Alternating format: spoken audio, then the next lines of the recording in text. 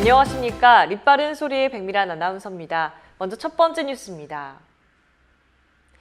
문재인 대통령은 김정은 북한 국무위원장과의 정상회담을 위해 9월 18일부터 20일 평양을 방문하기로 남북이 합의했습니다.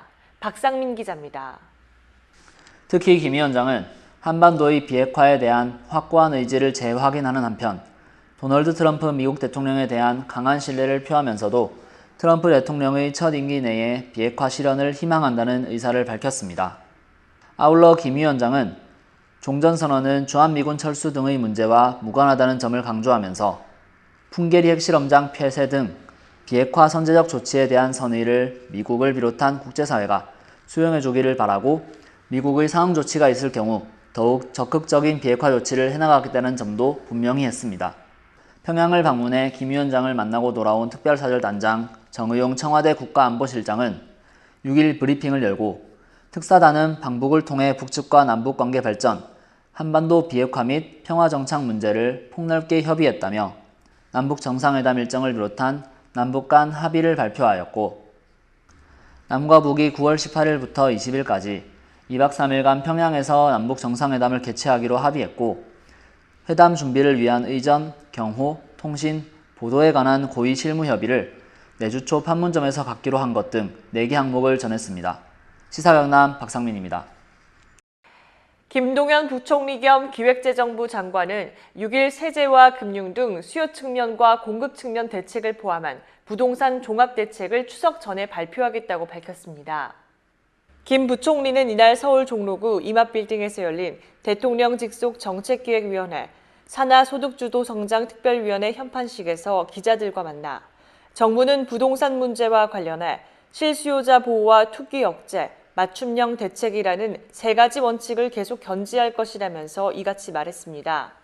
현재 공급 측면 대책과 수요 측면에서 세제, 금융을 포함한 종합대책을 관계부처와 협의 중이며 협의를 마치는 대로 추석 전에 발표할 수 있을 것으로 내다봤습니다.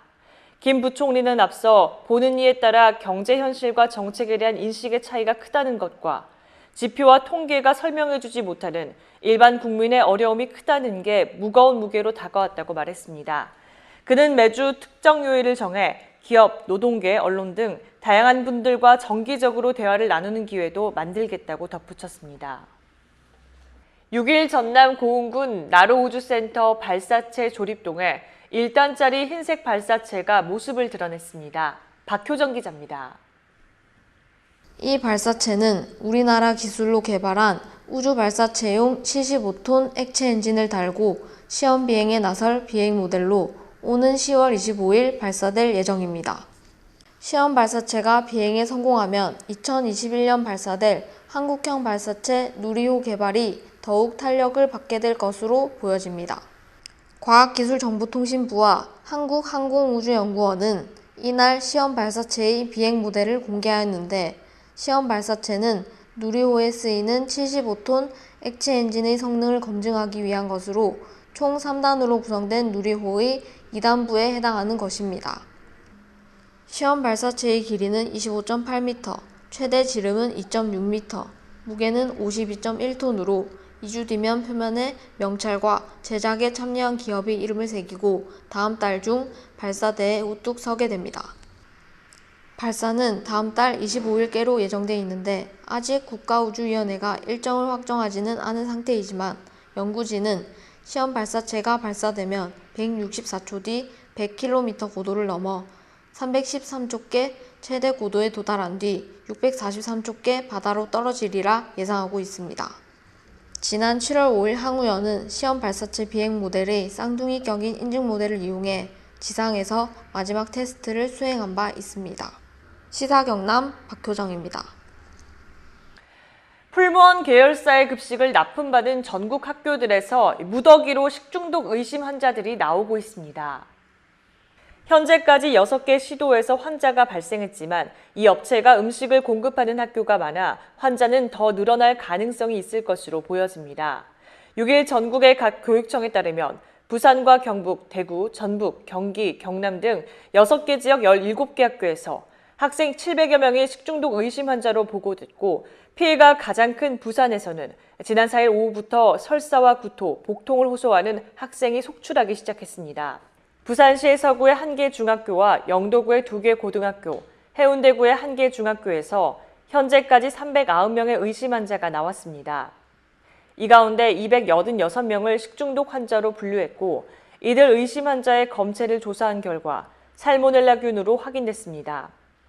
학생들은 지난 3일 점심으로 풀무원 계열 식자재 납품업체인 풀무원 푸드머스가 공급한 초코 케이크를 먹은 뒤 식중독 의심 증세를 보여왔으며 풀무원 푸드머스는 경기도 고양시의 한 식품업체에서 케이크 3종을 구매해서 납품한 것으로 조사됐습니다.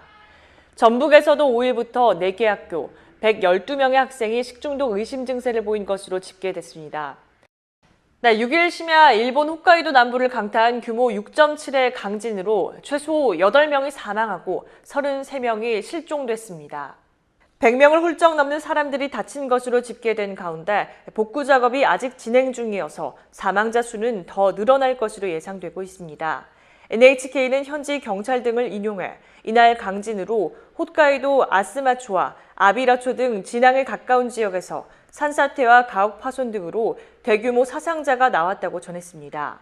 아스마초는 이 지역에 설치된 진도계가 고장나면서 지진 직후에는 진동 규모가 파악되지 않았지만 기상청은 이날 오후 이 지역에서 이번 지진으로 인한 것 중 가장 큰 진도 7의 진동이 발생했다고 발표했습니다. 이로써 이번 지진의 최대 진도는 당초 6강에서 당국의 진도 분류 체계 중 가장 높은 7로 변경됐습니다. 일본에서 진도 7의 지진이 발생한 것은 2016년 구마모토 지진 이후 처음이며 지진 관측사상 진도 7을 기록한 것은 이번을 포함해 6번 뿐입니다. 이번 지진으로 홋카이도 내 모든 화력발전소 가동이 중단되면서 도내 295만 가구가 모두 정전됐고 발전소가 언제 정상화할지 현 단계로서는 전망조차 불가능하다고 교도통신은 전했습니다. 날씨입니다. 아침에 나가실 때 우산을 챙기셔야겠습니다. 현재 서부 지역을 중심으로 가을비가 내리고 있습니다. 비 때문에 가시거리가 많이 짧아지고 도로도 많이 미끄럽습니다. 차간격 넉넉히 두고 서행 운전하시기 바랍니다. 기압골의 이동 속도가 워낙 빨라서 강수의 지속 시간은 짧겠습니다. 특히 남해안과 도서 지역에는 국지적으로 강한 비가 쏟아질 수 있습니다. 오늘 예상 강우량은 10에서 50mm입니다. 이 비는 오전 중에 대부분 그칠 것으로 예상됩니다. 단 남해안인 거제, 진해 쪽으로는 오후에 그칠 것으로 보입니다. 오늘 아침 평년과 비슷하게 출발합니다. 창원 21도, 밀양은 20도를 보이고요. 낮 최고 기온은 창원 28도, 양산 27도로 어제보다 2도 정도 오르겠습니다. 오후부터는 비구름이 걷히고 해가 드러나겠습니다. 비가 그치고 나면 북서쪽에서 찬 공기가 내려와 당분간 기온은 평년보다 낮겠습니다. 주말 동안에는 선선한 가을 날씨가 예상이 됩니다. 이상 립바른 소리를 모두 마치도록 하겠습니다. 시청해주신 여러분 고맙습니다.